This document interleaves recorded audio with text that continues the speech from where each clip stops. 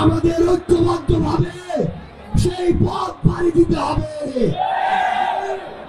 আমরা কিছুদিন আগে যখন গোপালগঞ্জে যাই, আমরা ভেবেছিলাম আমাদের এই স্বাধীন বাংলাদেশের একটি অংশ, একটি জেলা ওই গোপালগঞ্জ, কিন্তু আমরা দেখলাম সশস্ত্র সন্ত্রাসীদের আস্তানা হয়ে উঠেছে এই গোপালগঞ্জ। সংগ্রামী সহযোদ্ধারা, শুধু গোপালগঞ্জ নয়, পুরো বাংলাদেশের যেখানে সশস্ত্র ফ্যাসিবাদের সন্ত্রাসীরা থাকবে, আমাদের ঐক্যবদ্ধ ভাবে দল মত নির্বিশেষে তাদেরকে প্রতিহত করতে হবে।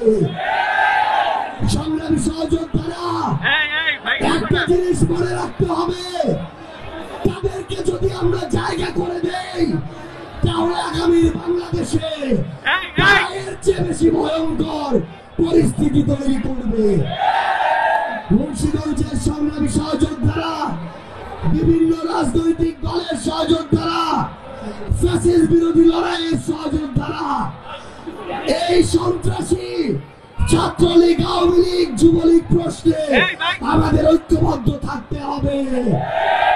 যে কোনো মূল্যে আমাদের উপরে সশস্ত্র আক্রমণ চালানো জুলাই অভ্যুত্থানের নির্দেশদাতা, জুলাই অভ্যুত্থানের গণহত্যার নির্দেশদাতা, বিডিআর হত্যাকাণ্ডের নির্দেশদাতা, শাপলা গণহত্যার নির্দেশদাতা, দিল্লিতে বসে থাকা হাসিনাকে এই বাংলাদেশে এনে বিচারের আওতায় নিয়ে আসতে হবে।